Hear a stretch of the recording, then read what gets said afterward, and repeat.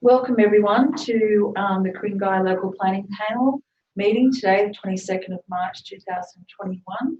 On behalf of the panel, I recognise the traditional custodians of the land, the Gadigal people on whose land we meet. There's one item today listed for the public hearing, and that's the 6 Belgium Avenue, Roseville, which is DA 0276/20. Just for those who have joined us, order of business today is that the Ku-ring-gai Local Planning Panel meeting and COVID-19, in line with social distancing requirements to limit the spread of the COVID-19 virus. The planning panel meetings may be held using conferencing technology until further notice. So today's meeting will be conducted over Zoom. Any person speaking at the panel meeting today are advised that their voice and personal information, including their name and address, will be recorded as part of the meeting and made publicly available on Council's website via live stream and on-demand access, except any part of the meeting that is held in closed session. Accordingly, you must ensure that your address to the panel is respectful and that you use appropriate language and refrain from making any defamatory statements or discriminatory comments. Ku-ring-gai Council does not accept any liability for statements, comments, or actions taken by individuals during a meeting of the Ku-ring-gai Local Planning Panel.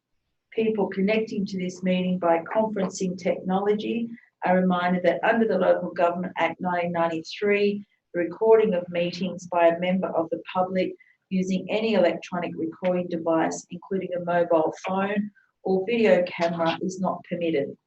Any person found recording without the permission of Council may be expelled from the meeting. Please note that on-demand viewing of each Ku-ring-gai Local Planning Panel meeting will be available until the holding of the subsequent meeting, and recordings of the panel's meetings are copyright protected and cannot be reused or reproduced without approval from Council. Apologies. There's no apologies from any panel members today. Are there any apologies from staff? No. And introduction to the panel. The expert panel members today joining us via Zoom is Sandra Robinson and Greg Flynn, and the community panel member Peter Thornton is here with me in chambers, and I'm Jacqueline Townsend and I'll be chair today. Panel declarations. Panel members, are there any declarations of interest? Nothing to declare. Nothing to declare. And are there from staff? Chair, I have put a declaration to Council in that one of the witnesses, Mr. Rocco Bresci, is known to me. We were both members of a panel at Sydney University for some time. I have no personal or professional dealings with Mr. Bresci. So you're just noting that? I'm just noting it for the completeness of the record. Thank you very much for that, Mr. Thornton. And we've got no declarations by staff. None to note. Thank you.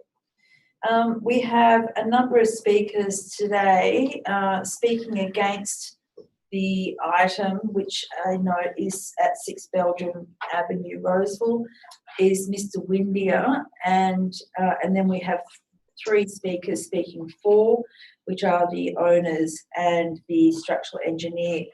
So, Mr. Windia, before we call on you to start, you have 3 minutes to speak. There'll be a chime heard at the conclusion of the time, and then each speaker on the item, of course, we go to the objectors first, and then legal representatives, and then the applicant. So we yourself, and then the owners, and then the owner's expert. Before you hang up or leave the meeting, once you've finished speaking, there may be some questions from the panel, so I ask that you remain on the line pending me asking whether there's any questions from any panel member. I note that you're the only speaker against it, so whilst I ask that you keep it to 3 minutes, I understand if you want to go over a little bit, but not by much. So when you're ready, Mr. Windia. Thank you, Madam Chair. As the owners and occupiers of 4 Belgium Avenue, the property adjoining to the southern boundary of the subject site, We appreciate that some modifications have been made to the plans first submitted. However, we note that the Development Assessment Report of the Council Officer states that our rear elevated small deck looks towards the middle of the subject site. It goes on to say, the outlook does not include any landmarks, water, or other vista or views. In fact, the outlook we enjoy, not only from our back landing or deck, but more significantly from inside our rear family room, is quite distant, over and through trees extending to the trees in Roslyn Avenue. I estimate a distance of at least 450 metres. This is far more than a view towards the middle of the subject site, as stated in the assessment report. This outlook that we presently enjoy will be completely obstructed by the proposed development. I note that the extensive view we previously enjoyed over our rear boundary also has already been largely obstructed by a two-storey house built some time ago, extending across about 75% of that boundary. The report states the proposal will not unreasonably affect the outlook or amenity of 4 Belgium Avenue. We, that's myself and my wife, cannot accept that a total obstruction of the outlook we presently enjoy in one direction is not an unreasonable effect, as the assessment report states.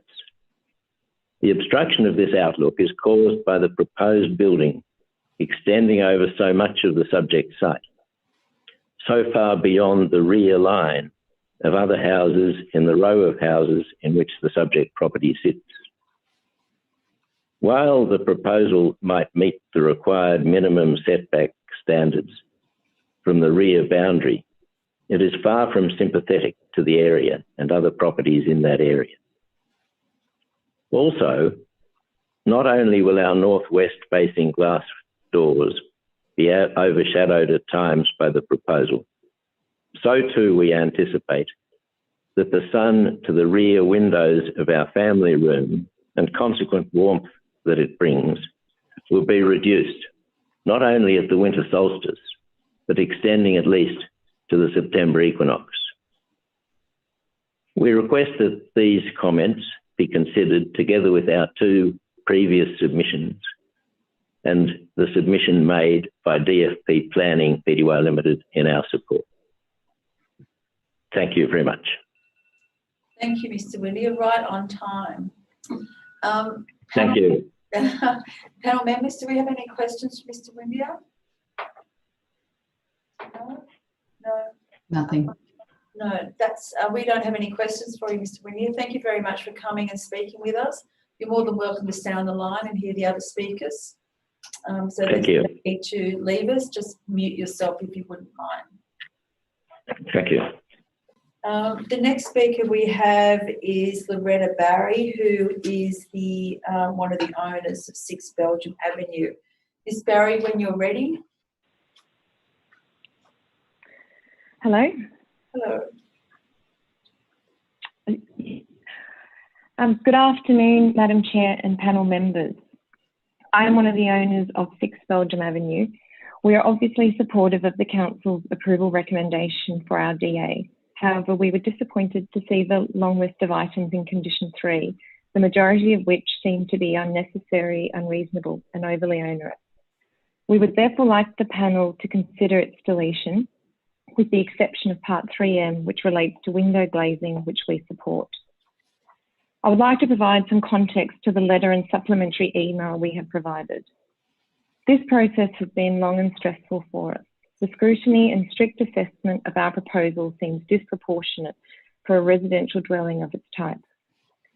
We are a young family of 5 that desperately need to improve the internal amenity and modernise what is effectively a 2-bed, 1-bath house with limited connection to the rear yard. The house has not had any major renovation since it was built almost 100 years ago, and it is the smallest in the street. Therefore, the development we are proposing is significant, but it's not out of character for Belgium Avenue or the surrounding streetscape. One point of contention has been Council's assessment that we are within a HCA characterised by single-storey dwellings. whereas we put to council that there was enough evidence to suggest our HCA is characterised by a mix of 1- and 2-storey buildings, the latter control having less stringent requirements. Regardless of which control we fall under, the objectives of the DCP are the same: to respect their original built form, architectural style and character, and to ensure the visual impact of new work is minimised. We've worked cooperatively with the council and acknowledged the concerns raised with the initial design and substantially modified the plans. The revised design follows almost exactly what council advised, is sympathetic to the HCA, respectful to neighbours in terms of overshadowing, and meets the needs of our growing family. Achieving this was a challenge given the orientation and low pitch of the roof, combined with a sloping block and southwest facing rear. So understandably, we were surprised to see conditions relating to items which we thought had been addressed or adequately justified. For example, something as simple as a front path, we provided very practical reasons to replace our existing path with a straight path. It's cracked, dilapidated and constantly pools with water, and we've demonstrated to council that both curved and straight paths were common in the HCA. Our proposal not only increases landscaped area, it also improves privacy and security, so we ask the panel to consider this for deletion, along with other items in condition 3, some of which my husband will cover in more detail. Heritage is not easy, we understand that. The challenge with these controls is that they are mostly subjective. We don't believe we're asking for anything unreasonable, just consistency in advice and a flexible merit-based approach to the application of the DCP in line with other recent approvals within the HCA. We are very lucky to own a house in this beautiful conservation area, so we wouldn't want to do anything to spoil this. We love our street and understand the value of heritage in Ku-ring-gai, but we are not a heritage item and therefore shouldn't be assessed with the same rigour as one. Thank you for your time. Thank you very much. Panel, do we have any questions for Ms. Barry? No, thank you. I'm sure you're Thank you very much. And we'll hear now from your husband. You said Tim? Tim, are you there? I am. Can you hear me, Madam Chair? Yeah, I can. When you're ready, you can start your submission. Thank you, Madam Chair. I'm also one of the owners and will quickly cover the other conditions we've asked the panel to consider for deletion. We believe that condition 12.3 under engineering is just an oversight. This requirement has been raised previously with council and agreed. Condition 3D, increased garage front setback. This one surprised us. The proposed design follows the specific advice from council, which instructed us to relocate the double garage at the rear of the existing building line. This is precisely what's being proposed, so we question why this advice has changed. An additional 1.3 metre setback would have no impact on the streetscape. The proposed garage is set back 26 metres on a sloping block and is 3 metres further back than the adjacent garage at number 8 Belgium. This condition requires a fundamental redesign as it eliminates 3 rooms, which is unreasonable.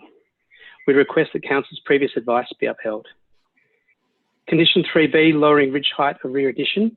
The objective of the DCP focuses on minimising the impact of new work through appropriate design. The proposed ridge is only 302 mil above existing, an A4 sheet of paper.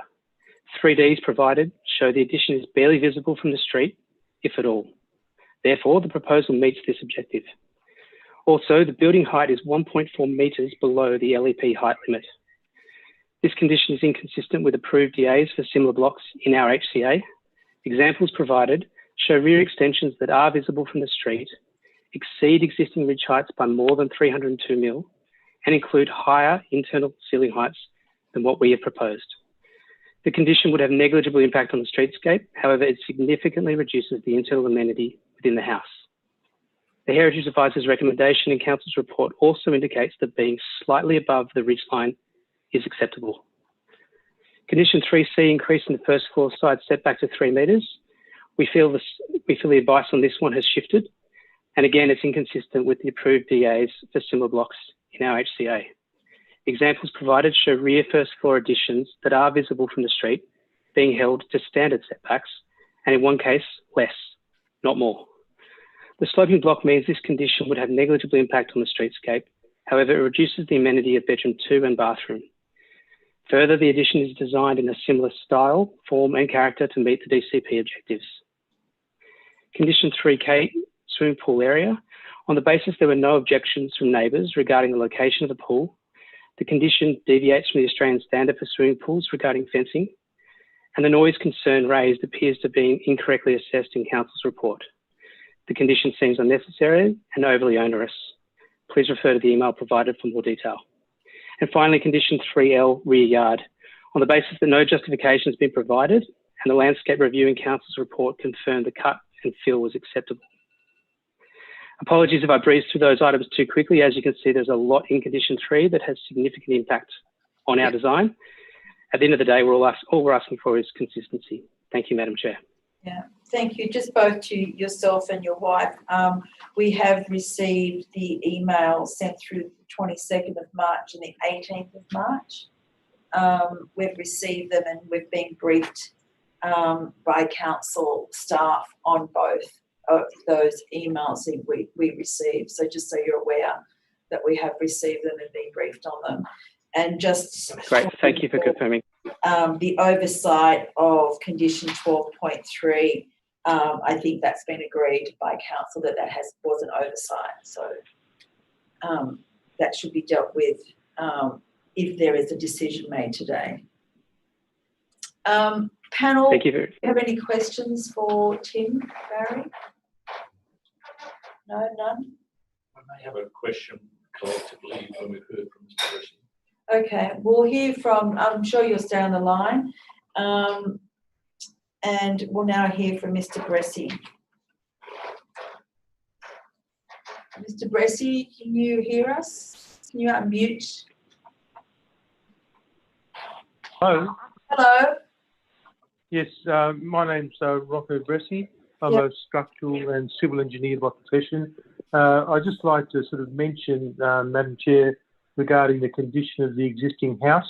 The existing house is, as you're aware, 100 years old, or circa 100 years old. It currently is sitting on sandstone foundations and is a full brick construction generally. Due to seasonal moisture changes over so many years, there's been significant amounts of cracking and movement of the house, and also deterioration of the roof framing and the gutters and eaves particularly. So I'm sort of suggesting that the house does need some structural makeover just to bring it back and make it more serviceable over the next period, if the house is intending to last as a comfortable home for a new family. So that's really my main concern. I think there is a need to refurbish the house and bring it up to scratch to current standards. The current roof doesn't have any insulation, subject to leaking, and would be improved by additional framing and support conditions within the roof. I think also the stormwater is also better managed. Currently, the stormwater just basically is surface runoff, and there's no retention or management of stormwater. I think the current planning also supports that in a much better way. So generally, I'd just like the council to be aware that I as a professional structural and civil engineer, I think that the proposed changes are a benefit to the whole community. Thank you. Thank you very much. Panel, I think Peter Thornton, you had a question you want to put to Mr. Bressy? Yes, the question of the path. I think council has pointed out to you that curvy paths of a particular configuration are extensive within the area and traditional. Would you consider a curved path back towards your driveway in replacement of the curved path that you currently have? We'll need to plan a path from the front door to either the driveway or the front boundary. So look, in the context of the landscaping, I'm sure there are lots of options. So the existing path is in bad condition and needs to be changed and replaced. So I think in the new planning and the landscaping, yes, I'm sure that the owners would consider a new direction to the path if it suited better the context of the front planning of the question is, I don't think the question of rebuilding the existing path is in contention. It's its location and its configuration. And my question was that would you consider maintaining at least a curved path, even if I think it's number 10, it actually points in the other direction rather than the current direction? As I said, I think, yes, there would be some scope to support a curved path solution. Thank you. Greg or Sandra, our two experts, do either of you have any questions? No, I don't have anything. Madam Chair, I was just going to ask the staff, based on the objector that raised the issues regarding view impacts and overshadowing, I just want to ask the staff, is there any changes in response to that submission today? Maybe we could hear from the Mr. Doyle. Thank you for the question, Greg. No, I have no changes to my recommendation. Okay.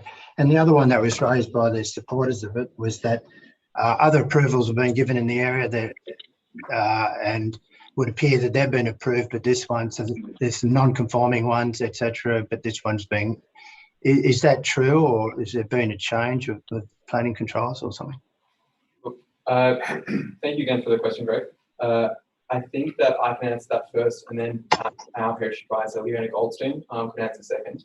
But what I've prefaced it with is that I don't know the circumstances of other approvals, that I don't know what the site conditions were, the intactness of each building, whether they were in the same conservation area, their orientation and impacts, and ultimately what was approved and under which policy. And I think, Leona, you could speak to how our heritage policy has developed to more strongly protect our conservation areas. Yeah, I mean, if he's referring to the same controls, every DA that we have is we look at it as a merit base. You know, each one is individual, and sometimes we have different outcomes, but in general, we aim for the same. You know, the same outcome that we want, which is not to see the addition on the street. And there might be a situation where, because the land slopes up at the back, it's very, very difficult to get any accommodation at all. And sometimes we're maybe a bit more lenient, but that would be the only time you may see it from the street. Thank you, Madam Chair. I understand. I've got a question for staff that I believe that if we looked at some of the other houses in the street, we'll see, which maybe will be what Mr. Thornton was getting at. There's been DCP change, is that right? There's been control changes over the recent years that may well have changed the way this DA is being looked at or assessed as opposed to earlier one? Well, since 2015. 2015, and what came in at 2015? The current DCP. It was draft in 2013, but the controls weren't as strong as when it was gazetted. May I ask a question? Certainly, Mr. Thornton. Well, to you, Leonie, how many developments have been approved in Belgian Avenue since 2015? I haven't looked it up, sorry. I'd say not many. Have you looked at the specific examples that the applicant has asked us to look at, which demonstrate, which support their view? I haven't. When did we get those? So, today or the other day? So that the examples cited were part of the email that we received. I think it was around midday on Friday. Right. Yeah, I wasn't here. That I noted some of the addresses were across Roseville, but I can't confirm whether they were in the same conservation area. Yeah. And Marjorie Street, Roseville. They would be in the or any conservation area. They probably indeed, are. that the information provided didn't have detail on what was approved under which circumstances. it's all merit based. I mean, we're very thorough with every application. We don't favour anyone over anyone else. It just depends on the circumstances and what they actually want. Thank you. Thank you. If there's no other questions, thank you for coming today, all our speakers, and taking the time. It's always helpful for the panel to hear from objectors and from the owners and their experts. So thank you very much for giving your time. What we will now do is we will adjourn and to deliberate on this decision. And my understanding is that the decision will be posted on Council's website within 48 hours of the close of our deliberation meeting today. So any questions in relation to that, just contact the person responsible at Council, and otherwise it should be up within 48 hours. So thank you, panel, and thank you, speakers, and thank you, Council staff, for your time and briefing today. And I'll draw the meeting to a close. Thank you.